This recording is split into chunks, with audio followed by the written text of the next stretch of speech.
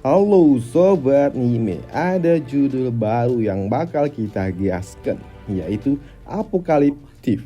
Manhwa ini menceritakan tentang seorang bocah yang direinkarnasi ke dunia yang sangat-sangat kejam, di mana banyak sekali kejadian aneh dari zombie, andit, raksasa, dan juga monster-monster.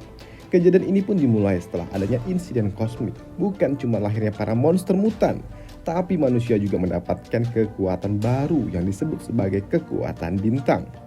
Dan untuk MC kita yaitu adalah seorang bocah yang bernama Zhao Zeng.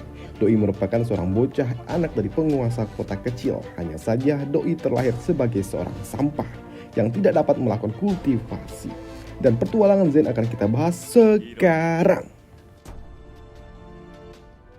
Di dalam suatu dunia virtual, di tengah-tengah alun-alun kota, tiba-tiba saja, aku menyerah. Apa ada lagi yang ingin bertarung denganku? Ya, kita dipertemukan dengan seorang bocah bernama Zhao Zhen yang merupakan karakter terkuat di dalam game MMORPG. Doi merupakan suatu karakter game yang sudah mencapai level maksimal, yaitu di level 200, yang membuat para gamer-gamer lain pun terkesima dengan karakter milik Zhao Zhen itu. Tapi perlu diingat, ini hanyalah sebuah game. Untuk dapat mendominasi seluruh server, kalian tidak tahu kesulitan apa yang telah aku alami. Bertarung dengan gerah, kabur dari serangan serigala, bahkan juga bertarung dengan seekor naga. Sudah 5 tahun aku habiskan hidupku hanya untuk membuat kalian terkejut, ujar Zen dengan muka sangenya. Dengan angkuhnya, Doi pun juga berujar, ingatlah namaku, Zhao Zeng. Namun tiba-tiba saja terjadilah suatu insiden di mana layar monitornya pun tiba-tiba mulai kresek-kresek. Apa yang terjadi? Ada apa dengan game ini? Ujar Zen dengan muka menyedihkan. Tidak mungkin ada bug saat seperti ini. Dan tiba-tiba saja muncullah suatu notis di layar monitor yang telah memberikan suatu pengumuman yang mengatakan telah menggunakan perangkat ilegal selama bermain game, yang membuat kini akunnya Zen harus di-banned selama 10 tahun.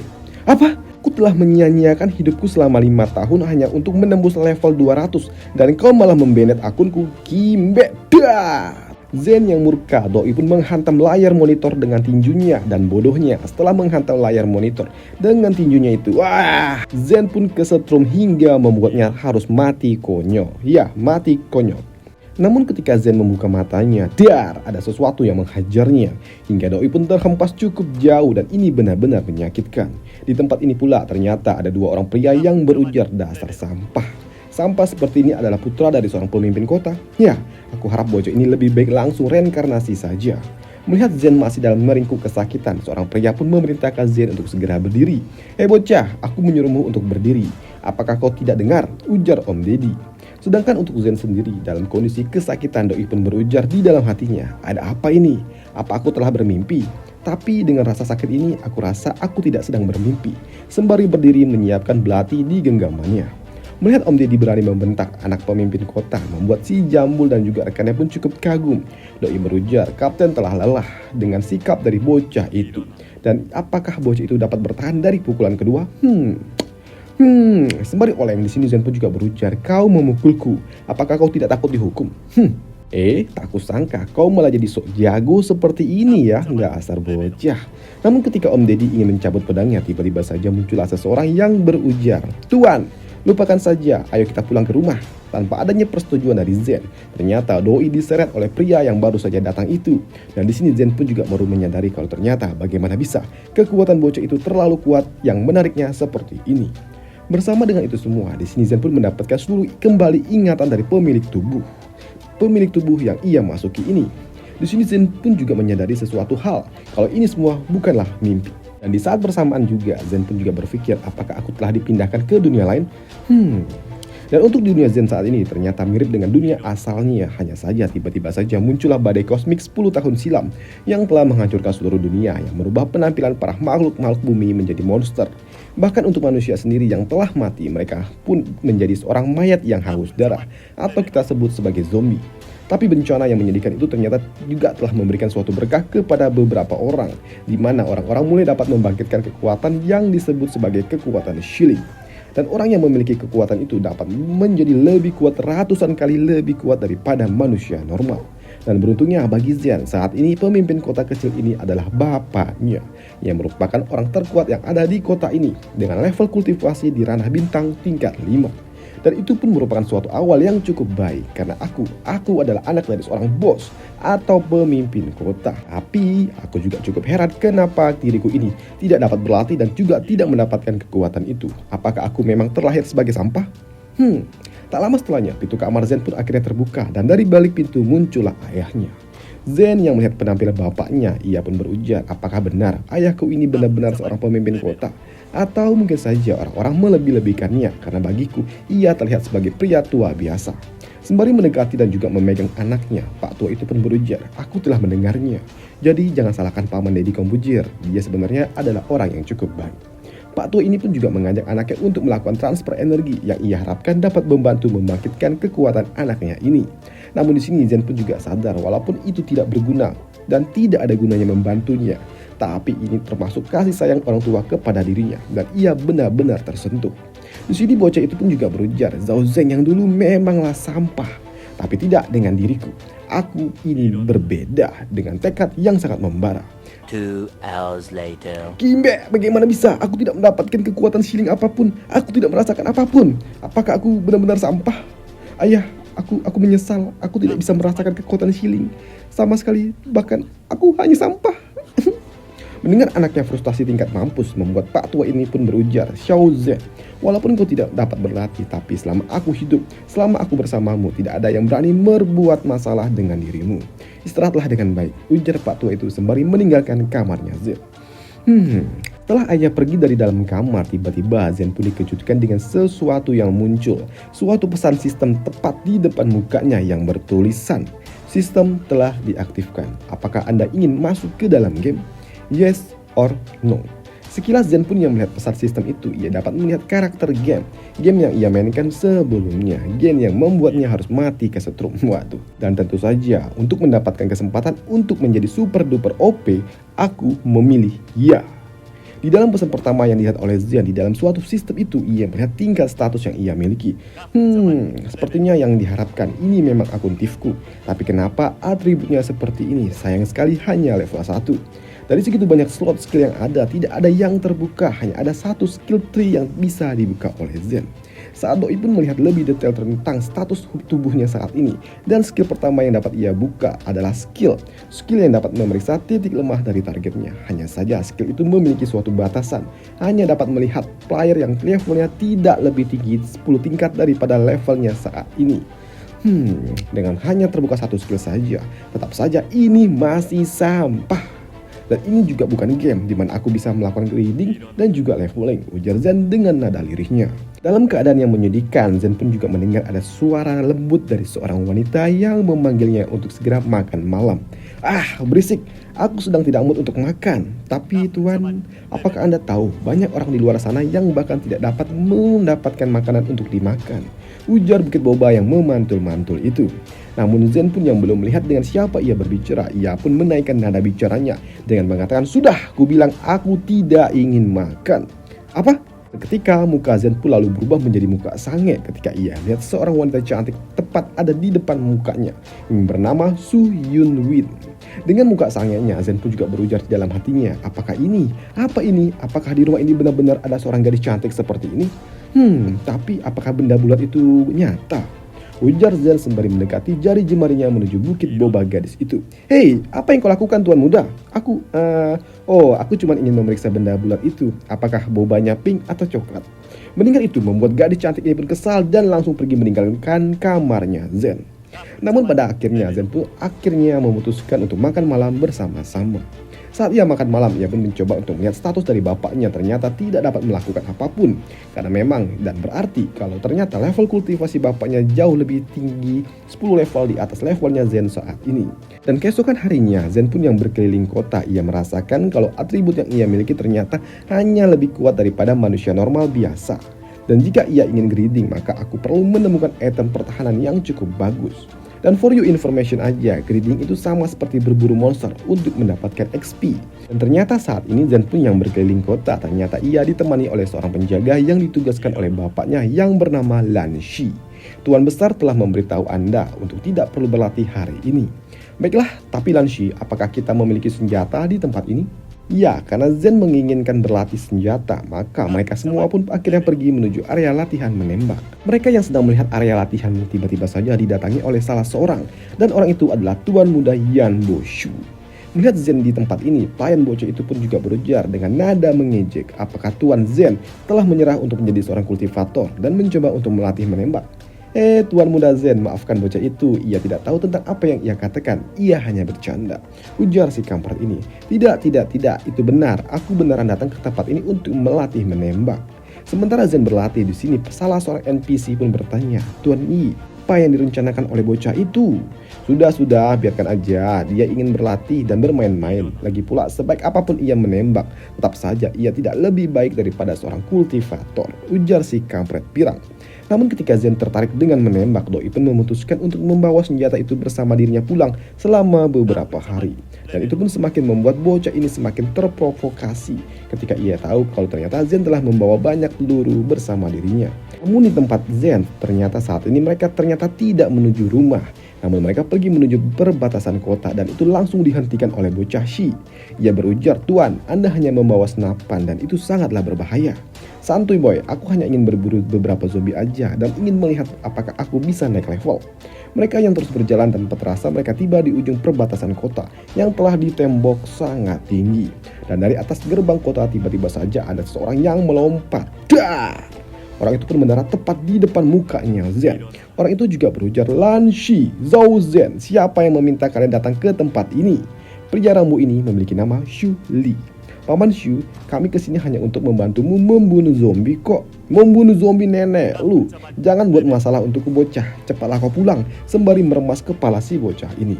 Pemimpin, ada zombie yang melewati batas pertahanan kota, ujar salah seorang pria dari atas dinding pembatas. Tunggu paman, aku tahu kalian memang memandang rendah diriku, tapi kali ini bisakah kau membiarkanku menunjukkan keahlianku menembak? Paling tidak sekali aja lah. Melihat tekad bocah ini membuat si jenggot ini pun pada akhirnya mengizinkan Zen untuk bermain-main dengan para zombie. Dengan menggunakan N4x6, di sini Zen pun membidik zombie dengan jelas. Dar! Tembakan pertama ternyata miss dan tidak mengenai titik vital dari zombie itu. Dasar bocah. Dari awal seharusnya aku memang tidak percaya dengan kemampuan menembakmu. Aku memang sengaja mengincar lengannya paman. Namun dalam percobaan kedua menggunakan skillnya, di sini Zen pun dapat melihat di mana titik lemah dari musuhnya itu. Ketika salah satu zombie terkena tembakan dan itu mati, Zen pun mendapatkan XP pertamanya. Ya, XP pertamanya. Apa? Aku benar-benar mendapatkan XP dari membunuh monster. Dar. Zen pun membantai seluruh zombie-zombie itu yang membuatnya terus-terusan mendapatkan XP hingga membuatnya kini naik level ke level 2. Setelah naik level 2, Zen pun merasakan sesuatu yang cukup nikmat. Kayak abis sholat gitu kan, nikmat itu. Namun di sela-sela kenikmatan itu, si jenggot pun juga berujar, Hei, meskipun keterampilan menembakmu perlu dilatih, tapi aku katakan kau memang cukup memiliki bakat. Terima kasih paman. Zen yang melihat jendela statusnya, ternyata Doi pun merasa kalau ini memang benar-benar mirip dengan game. Ketika aku naik level, aku mendapatkan 1 buah poin untuk dapat menaikkan statusku. Baiklah, kalau begitu aku memilih 3 poin untuk agility dan 2 untuk strength. Pemimpin, aku mendapatkan kristal, ujar salah seorang pria yang sedang membereskan tubuh para zombie. Zen yang turun untuk memeriksa drop item, ternyata ia baru tahu kalau ternyata zombie akan mendropkan item setelah ia mati. Tidak, ujar si jenggot itu. Kau butuh keberuntungan untuk dapat mendapatkan suatu kristal dan tak semua monster memiliki kristal bintang di dalamnya. Dan for your information aja, kristal itu terdiri dari 6 jenis warna. Dari putih, biru, hijau, ungu, kuning, dan juga merah. Dan untuk kristal sendiri ternyata dibagi dalam beberapa kategori. Peringkat rendah, peringkat sedang, dan juga peringkat tinggi. Dan benda inilah yang diburu oleh para hunter atau kultivator karena memang sepotong kristal putih berkualitas rendah cukup untuk dapat membeli makanan untuk para orang normal selama 1 minggu, ujar si jenggot ini. Baiklah, kalau begitu kristal ini akan kuberikan kepadamu paman. Kau bisa membeli udut untuk teman-temanmu. Aku tidak menduga kalau ternyata Tuan Muda Zen ternyata pribadi yang sangat baik dan juga tidak pelit. Dalam setengah bulan ternyata Zen pun tidak berhenti berburu zombie yang membuatnya kini sudah mencapai level 4. Melihat Zen yang sudah setengah bulan berada di tembok batas kota dan terus-terusan berburu zombie, membuat si jenggot pun bertanya apakah Zen telah lelah menjadi seorang kultivator dan kini berfokus menjadi seorang penembak. Ya, hal itu pun dibenarkan oleh Zen. Zen pun juga berujar, mau sekuat apapun para kultivator itu, mereka juga pasti akan takut dengan peluru. Iya kan, Paman? Tidak, bocah, itu hanya berlaku untuk para kultivator tingkat rendah. Sedangkan untuk peringkat 6 ke atas, mereka tidak akan takut lagi dengan peluru, bahkan dengan seorang sniper sekalipun, ujar si jenggot ini. Mereka yang sedang asik-asik bergosip di atas gerbang kota mendengar ada suatu suara keributan. Dan ternyata suara itu berasal dari sekelompok orang yang mencoba masuk ke dalam kota setelah menjalankan suatu misi. Zen yang melihat sumber keributan itu ternyata ia tahu, "Paman, itu kan mobil Bapak." Seorang penjaga pun juga mengatakan kalau mobil patroli itu dikejar-kejar oleh zombie. Dan untuk membuktikan aksinya, di sini Zen pun mengambil aksi nyata dengan cara melepaskan tembakan yang tepat mengenai para zombie yang mencoba mengejar mobil patroli. Dan setibanya di dalam gerbang kota, Pak Tua ini pun juga bangga dengan kemampuan yang dimiliki oleh anaknya ini. Namun pun si jenggot juga bertanya, "Tuan, kalian kenapa dan apa yang terjadi?" Ya, kami menemukan beberapa masalah dan baru-baru ini zombie beracun juga telah muncul dan semakin agresif dan setiap orang harus mulai dapat memperkuat pertahanan kota, ujar Pak Tua itu. Tapi melihat ekspresi bapaknya, di sini Zen pun tahu pasti ada sesuatu yang janggal. Karena seingatnya mobil yang digunakan bapaknya tidak mengalami kerusakan, tapi tidak saat mereka kembali. Bahkan ada seorang kultivator yang juga terluka oleh zombie. Dan di dalam perjalanan mereka menuju pusat kota, tiba-tiba saja Pak Tua itu pun berteriak, "Hentikan mobilnya!" Ketika mobil itu berhenti, Pak Tua itu pun berujar, "Chen Qi, kau seharusnya sudah tahu kan akibat dari terluka oleh zombie beracun. Tapi Tuan, aku tidak ingin mati, Tuan. Maafkan aku, Chen. Beristirahatlah dengan damai." Dar! Untuk pertama kalinya Zen pun melihat bapaknya mengeksekusi seseorang tepat di depan matanya. Dan itu pun menyadarkan Zen kalau ternyata di dunia ini nyawa adalah sesuatu yang sangat-sangat berharga. Dan itu pun sempat membuat Zen pun kehilangan nafsu makannya. Dan itu pun membuat gadis cantik ini bertanya, "Kenapa? Kenapa kau tidak memakannya lagi, Tuan?" "Ah, tidak, aku masih belum lapar," ujar dari Zen. "Zen, kau harus terbiasa dengan kondisi seperti ini. Jika tidak, kau tidak akan dapat mengambil alih posisi penguasa kota," ujar orang tua itu. "Tapi Pak, orang itu..." "Tidak, Nak. Demi menyelamatkan semua orang, beberapa pengorbanan itu perlu dilakukan. Dan mulai saat ini, kau dilarang keluar rumah. Pelayan Su, tolong jangan biarkan bocah ini pergi dari rumah," ujar Pak Tua itu sembari meninggalkan Zen pergi. Dan keesokan harinya ternyata Zen pun kabur dari rumahnya dan ia meninggalkan suatu pesan di secari kertas untuk pelayan Su yang berisi untuk merahasiakan ini semua. Dan untuk Zen sendiri ternyata saat ini ia pergi bersama pengawalnya menuju hutan. Dan alasan Zen pergi sendiri ke hutan karena ia bosan berburu zombie. Karena untuk zombie sendiri ternyata hanya memberikan sedikit XP untuknya saat ini. Namun Zen pun yang ingin pergi mencari pengalaman berburu monster, ia dihentikan oleh pengawalnya itu yang berujar, "Peranku adalah untuk melindungi Anda, Tuan. Aku harap Anda tidak membuat kesulitan bagi diriku."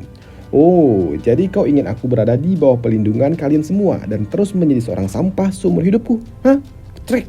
Kini Zen pun mengarahkan senjatanya ke arah muka dari Shi. Zen pun kembali menambahkan, "Aku harus menjadi kuat yang dapat melindungi diriku sendiri." Dar! Zen pun melepaskan tembakan tepat di sebelah mukanya Shi.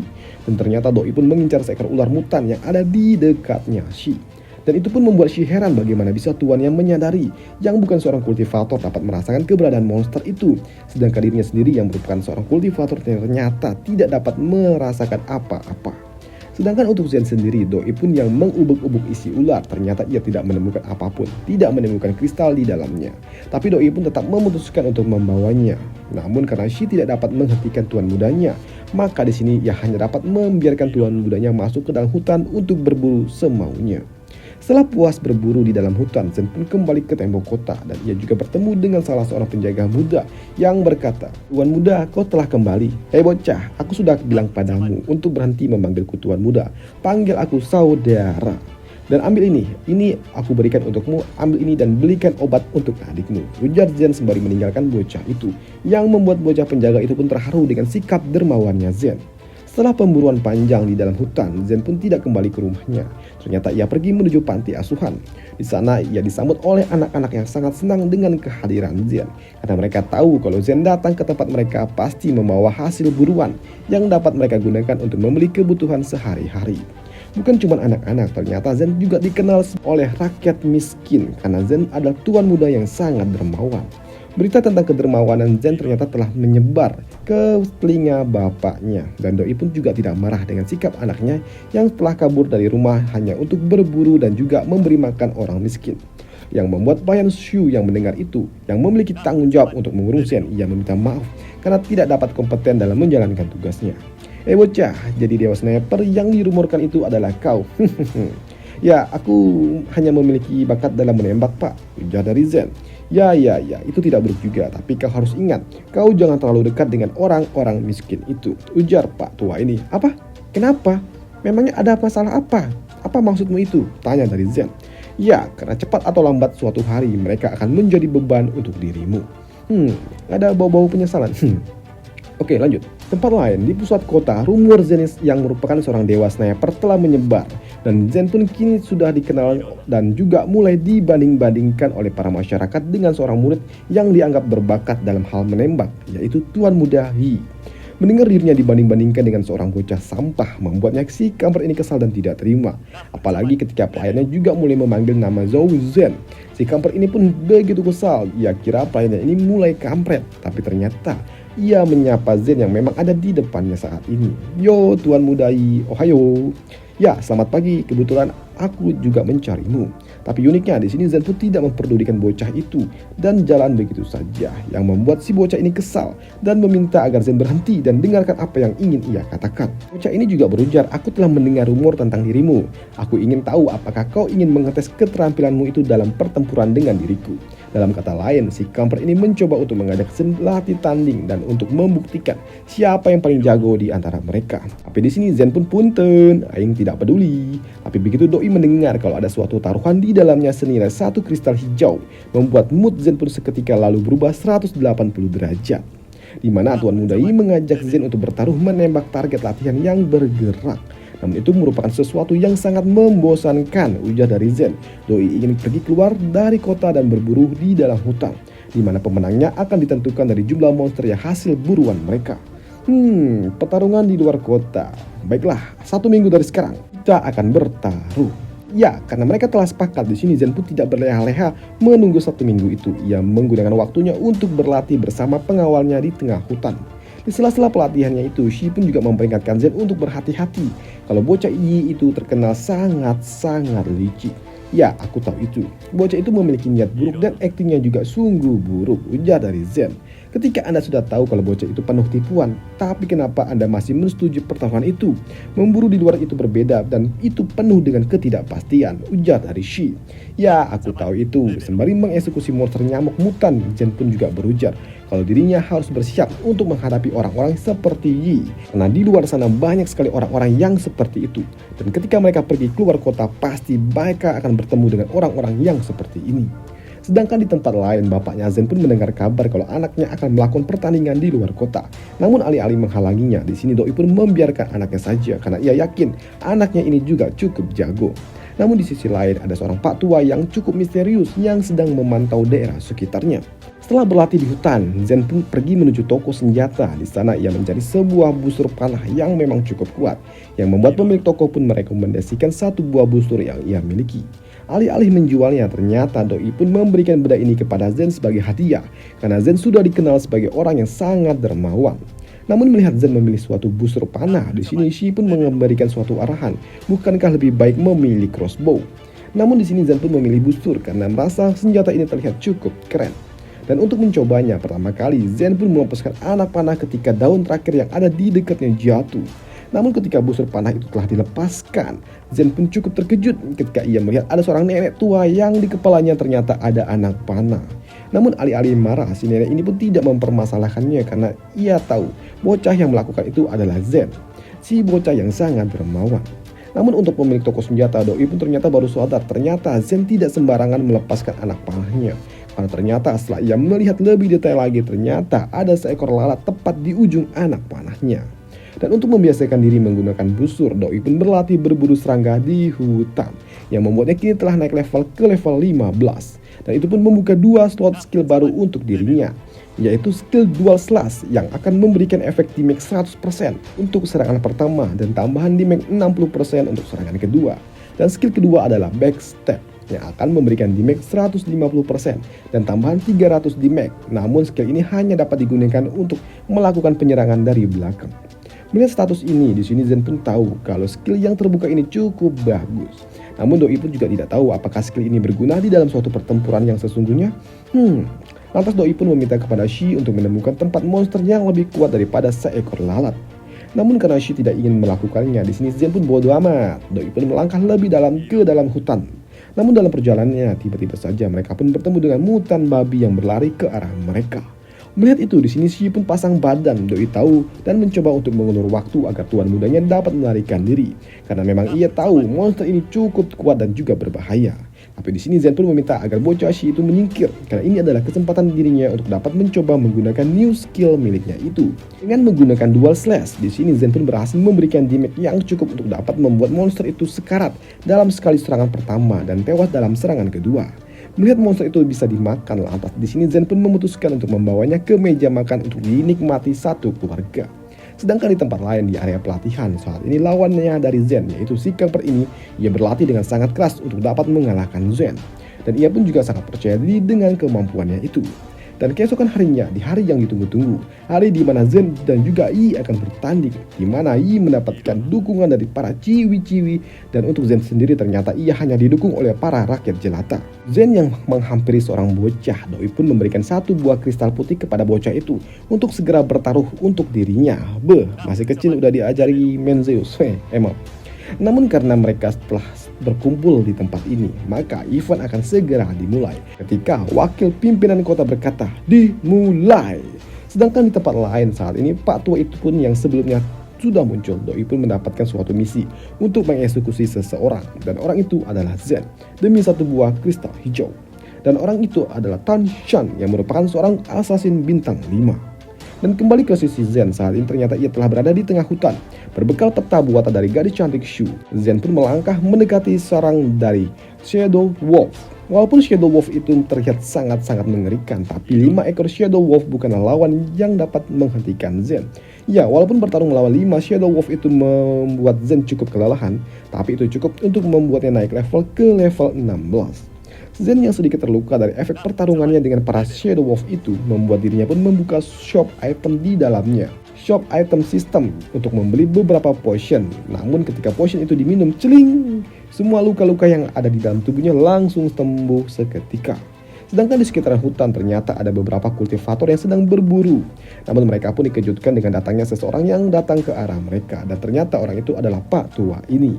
Doi datang bertanya tentang seorang bocah yang ada di foto yang ia bawa. Namun ketika salah seorang kultivator yang ada mengenali kalau orang yang dicari Pak Tua itu adalah Zhao Zhen, membuat Pak Tua itu pun tersenyum dan langsung melesat ke arah mereka. Dan ternyata Pak Tua itu pun melesat sembari melepaskan suatu serangan yang membuat satu persatu dari para kultivator itu tewas seketika. Sedangkan untuk Zhen sendiri saat ini ia melihat seekor Shadow Wolf Alpha. Doi pun berencana untuk membawa monster itu sebagai hasil buruan. Namun di sini Zen pun juga sadar dengan senjata yang ia miliki, ia tidak akan yakin dapat mengalahkan monster itu. Namun di sini Zen pun juga sadar kalau ada sesuatu yang bergerak dari sisi lain, dan ia juga tahu kalau orang itu adalah seorang manusia. Dengan HP bar yang ada di atas kepalanya yang menandakan kalau orang itu mengincar dirinya dan itu cukup berbahaya. Di sini Zen pun juga tahu kalau lawannya itu begitu kuat, lantas dirinya pun berpikir harus mengambil langkah awal dalam menyerang untuk dapat mengalahkan lawannya. Dan benar saja, kini Zen pun melakukan inisiasi. Dari atas Doi pun menerjang tepat di depan muka lawannya, dan itu cukup mengejutkan lawannya, yang membuat Zen pun sempat melepaskan suatu serangan. Namun karena lawannya begitu kuat, Doi pun masih dapat memblokir serangan yang dilepaskan oleh Zen. Lama melakukan penyerangan, di sini Zen pun juga tahu kalau ia tidak dapat hanya mengandalkan kecepatan serangan biasa, ia harus menggunakan skill miliknya. Begitu Zen menggunakan skill dual slash, di sini Pak Tua itu pun tahu kalau ada sesuatu yang sangat berbahaya ke arah dirinya, yang membuatnya sempat mengambil langkah mundur begitu Zen melepaskan suatu serangan. Namun ternyata terlambat, Zen pun sempat memberikan sedikit luka di tubuh Pak Tua itu sebelum serangan itu dihentikan. Namun di sisi lain, Zen pun juga sedikit kesal dengan efek serangan skill yang ia gunakan, ternyata hanya membuat sedikit HP bar milik lawannya berkurang. Sedangkan untuk lawannya sendiri, Pak Tua itu pun cukup terkejut. Ia tidak menduga kalau targetnya ini tidak sesuai dengan informasi yang ia terima. Ia tidak menduga targetnya ini yang awalnya ia kira bakal mudah, malah sempat membuatnya hampir saja mati. Namun begitu Zen bertanya tentang siapa yang mengirim assassin itu, Doi pun mendapatkan jawaban yang tidak sesuai. Karena tanpa memberikan jawaban yang sesuai itu, Pak Tua itu pun melepaskan pedang miliknya dengan ki yang telah ia miliki, dan mulai menebaskannya ke arah Zen, dan itu cukup untuk membunuh Zen jika ia terkena serangan seperti itu. Namun beruntungnya Doi pun dapat menghindarinya. Di sini Zen pun juga tahu, sial, aku tidak bisa bertarung secara langsung seperti ini dengan Pak Tua sialan itu. Lantas di sini Zen pun langsung melompat mengambil jarak dan bersembunyi dan mulai memantau titik lemah dari lawannya, dan itu terlihat yang membuat Zen pun melepaskan serangan tepat ke arah titik lemah dari lawannya. Namun karena lawannya begitu kuat, selain hanya dapat menghindari serangan yang dilepaskan oleh Zen, di sini Pak Tua itu pun sempat melakukan counter yang cukup sangat berbahaya. Beruntung dengan kecepatannya, di sini Zen pun dapat menghindarinya. Zen yang kembali bersembunyi dari satu pohon ke pohon lainnya, Doi pun sadar kalau ia tidak dapat bertarung sendirian untuk dapat menghadapi lawannya itu. Lantas Doi pun mulai memancing pergerakan musuhnya dengan cara menembakkan senjata secara random untuk memaksa Pak Tua itu mengikutinya. Dan benar saja, begitu tiba di tepi jurang tanpa ragu sedikit pun Zen pun melompat dan Doi melompat tepat di tengah-tengah kawanan serigala dan mulai memprovokasi para Shadow Wolf itu. Namun bukan Shadow Wolf itulah yang menjadi tujuan utama Zen, tapi Shadow Alpha. Karena benar saja, begitu Shadow Alpha mulai bergerak, di sini Zen pun menggunakan smoke untuk membuat musuhnya bingung tentang keberadaannya dan langsung pergi memantau dari kejauhan. Yang meninggalkan Pak Tua itu pun di tengah-tengah kawanan serigala, di mana Shadow Alpha juga mulai bergerak. Di mana saat ini para Wolf pun mulai bertarung dengan Pak Tua itu. Di sini Zen pun hanya memantau sembari sebat surya. In the end, begitu suara tidak terdengar lagi, Zen pun menghampiri mereka. Ia mendapati Pak Tua itu telah tewas di dalam rahang dari Shadow Alpha, yang membuat dirinya dapat meluting harta yang dimiliki oleh Pak Tua itu. Dan untuk Shadow Alpha sendiri, ternyata monster itu belum tewas, hanya saja sudah meregang nyawa, yang membuat Zen pun memutuskan untuk mengakhiri penderitaan dari Shadow Alpha itu sendiri. Sedangkan di area pusat kota, para masyarakat telah tak sabar menunggu dua tuan muda itu kembali dari hasil berburu. Bahkan sebelum tuan muda Yi datang, Doi pun telah mendapatkan selamat dari para masyarakat yang mencoba untuk menjilat bapaknya tuh bocah. Namun begitu tuan muda Yi kembali, Doi pun mendapatkan sambutan dari para pendukungnya.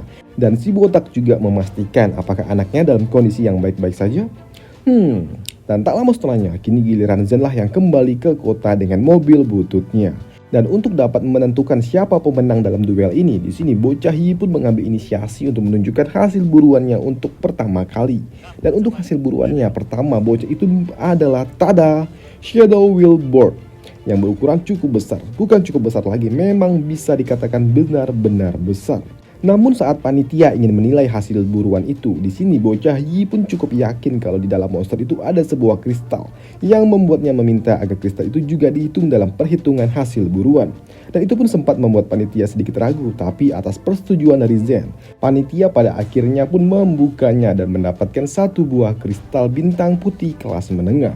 Ya, melihat itu Zen pun berujar, "Ya, kau cukup beruntung mendapatkan benda itu, bocah Yi." "Apa? Beruntung? Tidak, aku tidak membutuhkan keberuntungan, karena keberuntungan itu hanya berlaku kepadamu, berlaku kepada orang-orang lemah. Jadi aku akan memberikanmu kristal putih itu nantinya," ujar bocah Yi ini.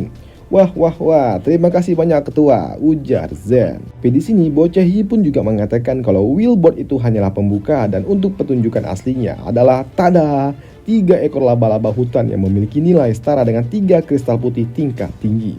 Mendengar itu seluruh pendukung dari bocah itu pun bersorak. Mereka merasa kalau tuan muda mereka telah dapat dipastikan menang. Bukan cuma para pendukungnya saja, bocah Yi pun juga yakin ia sudah menang. Bahkan Doi pun berujar ini adalah celah perbedaan di antara sang jenius dan juga seorang sampah. Tapi di sini Zen pun alih-alih marah, Doi pun meledeknya dengan berujar, ya. Sepertinya kau juga tahu kalau kau itu adalah sampah dan aku adalah jeniusnya. Apa? Sampah seperti dirimu? Itu cuman bisa bacot doang. Asal kau tahu tindakan itu lebih bermakna daripada cuman bacot. Ya, baiklah.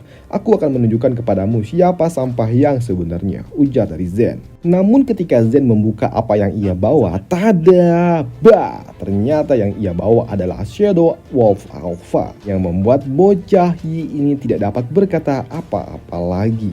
Karena memang dengan 1 ekor Shadow Wolf Alpha sudah dapat memastikan Zen memenangkan pertandingan ini, yang membuat para rakyat jelata pun mulai bersorak untuk kemenangan Zen.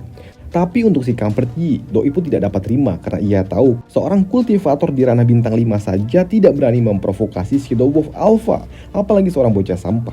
Ya, kau memang benar, ujar dari Zen. Sebenarnya ini semua berkat kau juga. Aku tidak dapat melakukan ini semua tanpa bantuanmu.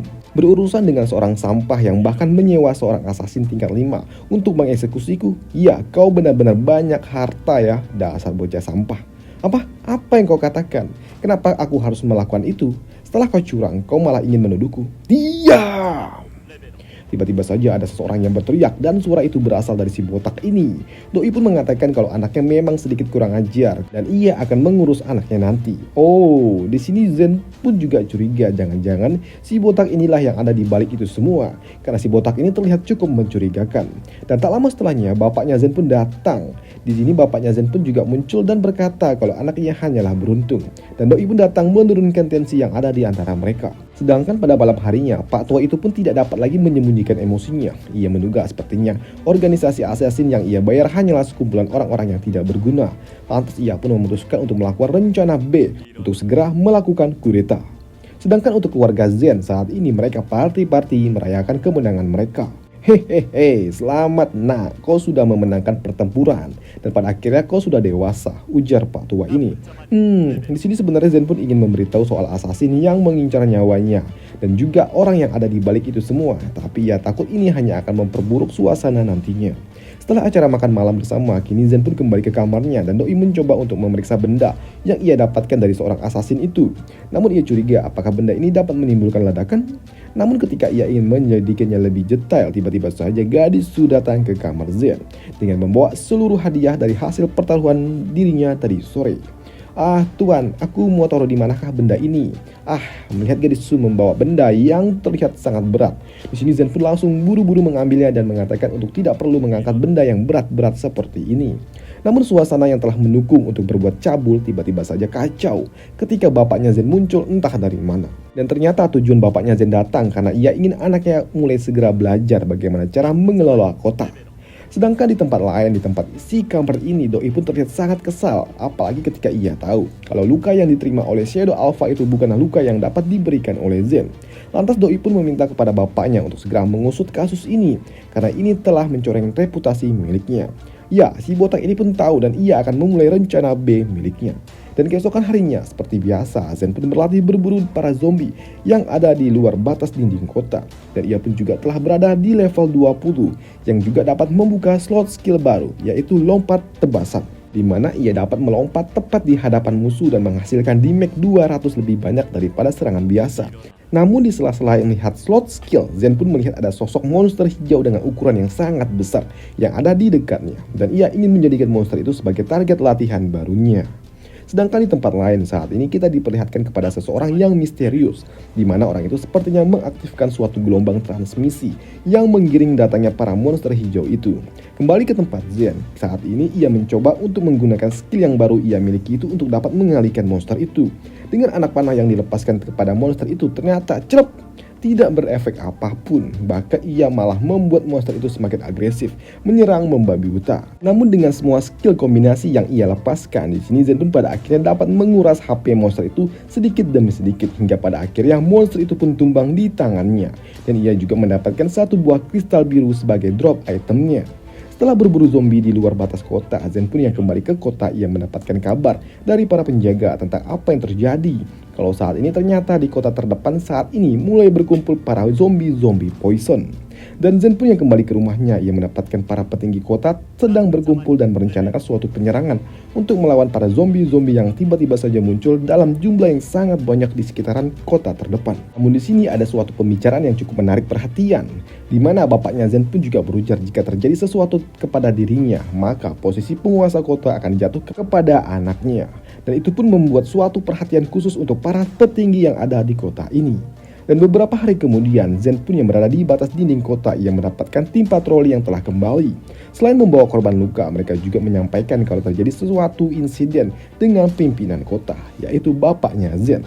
Dan tentu saja hal itu pun mengejutkan Zen yang memaksa Zen harus pergi untuk dapat melihat kondisi darurat apa yang sedang terjadi kepada bapaknya. Namun dalam perjalanan bersama Shi, di sini Zen pun juga mulai curiga karena dalam perjalanan ini ia sama sekali tidak melihat adanya sisa-sisa atau bekas-bekas pertarungan dengan para zombie.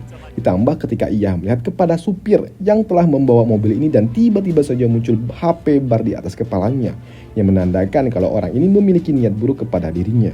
Dan benar saja ternyata saat ini Zen digiring menuju suatu kelompok kelompok yang akan melenyapkan Zen. Namun kulihat ada yang aneh di sini. Shi pun sebagai pengawal, Doi pun langsung pasang badan untuk melindungi tuan mudanya. Dan ternyata yang merencanakan ini semua adalah si kampret ini yang ingin mengeksekusi Zen. Namun sayangnya di sini Shi pun sebagai pelindung, Doi pun tidak cukup kuat untuk dapat melindungi Zen. Bahkan hanya dengan sekali tendang saja, Doi pun lalu terhempas jauh. Namun di sini Zen pun yang masih belum bertindak karena ia ingin memastikan satu hal. Jadi, apakah wabah ini adalah perbuatan kalian? Tanya dari Zen. Ya, hal itu pun dibenarkannya. Sembari ngudut, Doi pun mengatakan kalau bapaknya Zen ini sangat-sangat cerdas dan sulit sekali untuk dapat memancingnya keluar dari kota. Apa? Memancing keluar dari kota? Apa yang kalian rencanakan? Tanya dari Zen. Ya, tentu saja untuk mengeksekusinya. Karena ia sudah terlalu lama menjadi pimpinan kota. Sembari menghempuskan asap Samsu kepada Zen. Tadi yang dihisap Surya, dihembuskan Samsu. Mendengar itu, di sini Shi pun kembali bangkit dan Doi mencoba untuk menahan para kampret itu sementara Zen untuk kabur melarikan diri. Namun apa yang dikatakan oleh Shi ternyata didengar oleh salah seorang kampret yang berujar, "Hei, kau kira kami tuli? Tidak ada satupun di antara kalian yang bisa pergi hidup-hidup dari tempat ini." "Ya, kau benar," ujar dari Zen yang tiba-tiba saja telah berada di belakang pria itu dan langsung menggorok lehernya. Trat! Bahkan bukan cuma satu kampret saja yang dieksekusi. Kini Zen pun melesat dengan sangat cepat menebaskan belatinya di kerongkongan para kampret-kampret satu persatu dengan sangat-sangat cepat. Dan itu pun membuat si kampret ini menjadi ketakutan. Bagaimana bisa Zen seperti ini? Namun melihat Zen menggila mengeksekusi para kampret di sini, bocah Yi pun mulai kalap. Doi pun mengambil M4 miliknya dan mulai menembakkannya secara random membabi buta. Namun sayangnya hal itu pun tidak berguna karena Zen dapat menghindarinya dengan sangat mudah dan mengakhirinya dengan cara memijak kepala si bocah kampret. Zen pun juga bertanya, "Di mana kalian membawa ayahku?" Di sisi timur," ujar si bocah itu terbata-bata. Namun di sini melihat Zen sedikit lengah setelah mendengar apa yang ia katakan, membuat bocah itu pun diam-diam mengambil belati kecil miliknya. Namun ketika ia ingin menusuk Zen, tiba-tiba saja Zen pun menghilang dan telah berada di atas kepalanya dan lalu menghantamkannya tepat di area otak belakang yang membuat si bocah itu lalu tewas seketika. Sedangkan di tempat lain, di tempat bapaknya Zen, mereka saat ini harus menghadapi para zombie yang jumlahnya memang cukup banyak. Namun itu bukanlah suatu masalah karena memang masalah utamanya ada di belakang Pak Tua itu yang tiba-tiba saja membuat Om Deddy ini menebaskan pedangnya dan itu dapat memberikan luka di punggung Pak Tua itu. Namun beruntung Pak Tua itu pun tidak terluka parah. Doi pun bertanya, "Hei, apa yang kau lakukan? Kenapa kau mengkhianatiku?" Hei, Lao Zhao. "Bukan cuma aku yang mengkhianatimu, tapi kami semua," ujar para kampret yang tiba-tiba saja muncul. Dengan mengeluarkan aura membunuhnya, di sini bapaknya Zen pun berujar, "Apakah kalian para sampah seperti kalian ini dapat membunuhku? Ya, kalau mereka saja mungkin mereka tidak bisa, tapi bagaimana jika ditambah olehku?" ujar si kampret botak. "Dan ini adalah salam perpisahan kita," ujar si botak sembari melepaskan suatu serangan ke arah bapaknya Zen. Beruntung serangan yang dilepaskannya itu dapat dihindarinya, namun sayangnya serangan itu tidak berasal cuma dari bapaknya saja, tapi beberapa kampret lainnya juga melakukan penyerangan. Serangan itu pun memang tidak cukup kuat, tapi itu cukup untuk dapat mengganggu fokusnya. Dan tiba-tiba saja si botak itu telah berada di belakang tubuhnya dan melepaskan suatu serangan. Dar! Membuat Pak Tua itu pun lalu terhempas. Tapi beruntung serangan kombinasi para kampret itu ternyata tidak sampai membuatnya meregang nyawa. Hanya saja serangan itu memang dapat membuatnya terdesak. Tapi karena ia merupakan seorang kultivator bintang 5, Doi pun memiliki kekuatan yang tidak kalah menakutkan. Dengan aura yang telah ia kumpulkan, begitu ia mengangkat pedangnya ke udara, dar! Membuat si botak itu yang merupakan seorang kultivator bintang 5 juga, ia harus terdesak menghadapi bapaknya Zen. Sedangkan untuk Zen sendiri saat ini ia masih dalam perjalanan menuju sisi timur. Namun begitu ia melihat atau bertemu dengan pos penjaga, Zen pun juga tahu kalau orang-orang ini adalah bagian dari para pengkhianat itu yang tanpa ampun langsung dieksekusinya begitu saja. Sedangkan untuk bapaknya Zen saat ini ia sedikit kelelahan juga karena ia harus bertarung keroyokan dengan para pengkhianat itu. Bukan cuma kelelahan ataupun terdesak, ia juga hampir saja meregang nyawa ketika Pak Tua itu akan ditebas oleh Om Deddy. Namun begitu pedang itu mendekatinya, teng, ada suatu serangan yang berhasil mengenai pedang itu, dan itu adalah anak panah yang dilepaskan oleh Zen. Di sini Zen pun yang langsung melesat ke sebelah bapaknya. Doi pun memberikan potion yang ia miliki untuk segera diminum oleh Pak Tua itu. Dan untuk para sampah-sampah ini, akulah yang akan menghadapinya. Di sini Zen pun juga berujar sembari mendekati si botak kampret. "Hei, Aku baru saja selesai mengajari anakmu dan sekarang adalah giliranmu. Apa yang kau lakukan kepada anakku? Ujar si botak ini. Menurutmu memangnya apa yang harus aku lakukan kepada para pengkhianat? Dan kau masih bertanya apa yang telah aku lakukan? Apa? Matilah kau, ujar si botak itu sembari melepaskan serangan ke arah Zen. Serangan jarak jauh, ini tidak berguna untukku, ujar Zen sembari menghindari serangan-serangan yang dilepaskan ke arah dirinya. Zen pun berhasil melukai si botak itu dengan skill dual slash yang ia lepaskan, dan itu cukup untuk membuat HP si botak itu terkuras. Namun dalam keadaan terdesak di sini si botak itu pun meminta kepada para sampah-sampah lainnya untuk segera membantu dirinya bertarung. Namun serangan para sampah itu ternyata dapat dihindari dan tidak berguna untuk Zen. Bahkan di sini Zen pun melakukan counter dengan cara skill backstep miliknya dan diakhiri dengan skill jump attack yang sudah dapat memastikan membuat salah satu kampret tewas seketika. Sedangkan saat ini di kota, para pasukan penjaga mulai mengusirkan para masyarakat ke sisi dalam kota karena mereka mendapatkan kabar terjadilah suatu insiden dengan pimpinan kota saat ini. Sedangkan untuk gadis cantik Su, saat ini ia berada di dalam kamar rumahnya dengan menggenggam sebuah kunci helikopter. Dan ternyata pada malam harinya sebelum hari keberangkatan Pak To itu telah menitipkan Zen kepada gadis cantik Su ini jika terjadi sesuatu kepada dirinya.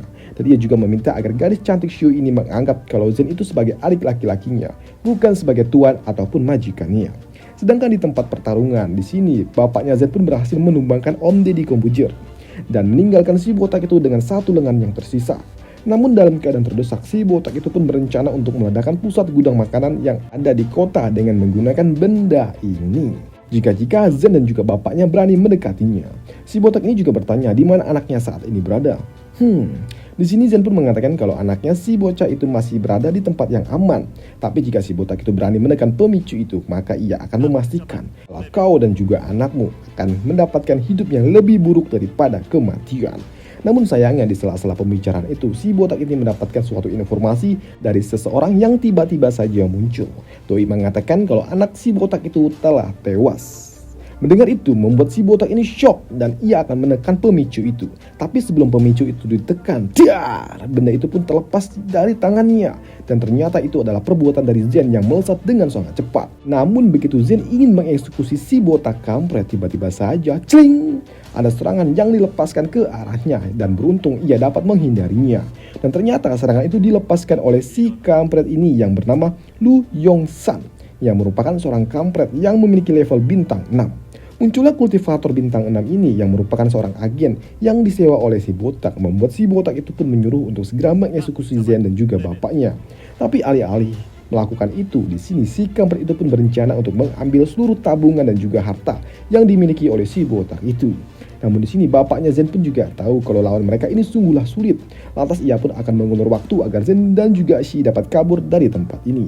Tapi di sini Zen pun juga tidak ingin melakukan itu karena ia tahu kondisi bapaknya saat ini tidak dalam kondisi yang bagus untuk bertarung. Sedangkan untuk Shi sendiri ternyata ia tahu apa yang harus ia lakukan. Ia berlari ke belakang untuk mengambil suatu mobil untuk dapat membawa mereka kabur dari tempat ini. Tapi karena Shi bergerak membuat si kampret bintang 6 itu pun melesat ke arah Shi untuk segera membunuhnya. Namun begitu pedang itu datang melesat ke arah Shi, serangan itu pun lalu diblokir oleh Shen. Melihat Zen dapat memblokir serangannya, Doi pun cukup kagum. Namun karena Doi merupakan kultivator bintang 6, insting bertarungnya luar biasa yang dapat merasakan pergerakan dari bapaknya Zen tepat di belakang tubuhnya dan langsung menghindari serangan kombinasi bapak anak itu. Bahkan bukan cuma melakukan blok, Doi pun sempat melakukan counter yang dapat ditahan oleh bapaknya Zen dengan usaha yang sangat luar biasa. Sedangkan untuk Shi sendiri, ia ternyata telah menyiapkan mobil untuk mereka kabur. Dan hal itu pun tidak disia-siakan oleh Zen. Karena Zen tahu ia tidak dapat bertarung dengan kondisi yang seperti ini. Dan ia langsung membawa bapaknya ke dalam mobil. Dan ia juga tidak lupa memberikan bakso sebelum ia pergi. Tepat meledak di depan muka si kampret bintang 6 itu. Sedangkan untuk si botak sendiri, saat ini pemicu ledakan itu ternyata ada di genggamannya kembali. Ketika ia ingin menekan benda itu, serangan itu tepat mendarat di tangannya untuk dapat menghentikan si botak itu menekan benda itu. Tapi sayangnya itu terlambat. Terjadilah ledakan super besar di tengah-tengah kota. Ledakan yang melenyapkan seluruh gudang persediaan makanan yang ada di kota itu. Namun masalah utama bukanlah hilangnya stok makanan, tapi efek dari ledakan itu akan memicu para zombie datang dalam jumlah yang sangat besar menuju kota. yang membuat para penjaga perbatasan pun mati-matian bertahan dari serangan para gelombang zombie dalam jumlah yang sangat besar.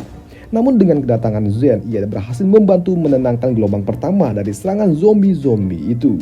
Tapi mereka pun juga harus bersiap dengan gelombang serangan kedua, gelombang serangan ketiga, dan juga yang seterusnya.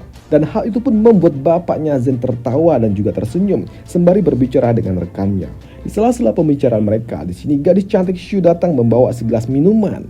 Namun ketika Zen meminumnya, ia merasakan sesuatu di kepalanya dan itu mulai berputar-putar hingga pada akhirnya ia pingsan dan tidak dapat menahan dirinya lagi. Dan ternyata tujuan bapaknya ini melakukan ini semua karena ia tahu tidak ada lagi sumber makanan yang tersisa di kota ini. Saat ini juga masih terlalu banyak warga yang harus dievakuasi, di mana gelombang serangan zombie juga akan segera datang kembali dalam waktu dekat.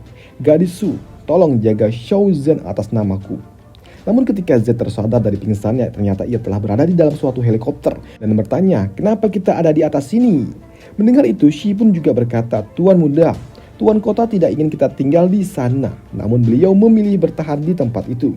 Sedangkan untuk bapaknya Zen sendiri, ternyata sebagai pimpinan kota, ia tidak dapat meninggalkan kota ini dan juga rakyatnya. Lantas ia pun memutuskan untuk tetap berada di kota untuk dapat menghadapi gelombang serangan zombie dan bertahan mati-matian hingga ia tidak dapat bertarung lagi. Dah! Sedangkan untuk Zen sendiri saat ini sangatlah frustasi. Ia beranggapan jika ia tahu rencana awal dari si kampret botak, seharusnya bapaknya dan juga orang-orang yang ada di kota, mereka semua tidak akan memiliki akhir yang tragis seperti ini. Asal Tuan muda tahu, Tuan kota pernah berkata dapat hidup di dunia yang telah kacau seperti ini, dapat bertahan selama 1 hari saja itu merupakan suatu berkah. Semua orang tidak ada yang dapat memprediksi nasib mereka masing-masing, apa yang akan mereka dapatkan. Jadi ini semua bukanlah salahmu, ujar gadis cantik Su. Tuan muda, Anda harus terus hidup untuk mereka semua yang ada di kota itu. Ini adalah langkah awal, ini adalah hal yang terbaik bagi mereka semua yang telah mengorbankan hidupnya, ujar gadis Su lagi. Benar Tuan muda, kita harus terus hidup, ujar Shi menguatkan mentalnya Zen. Namun keadaan berkabung mereka pun tidak berlangsung lama, karena tak lama setelahnya tiba-tiba saja heli yang mereka gunakan dikejutkan dengan datangnya sebuah cakar seekor monster elang yang tiba-tiba saja muncul mengincar heli mereka.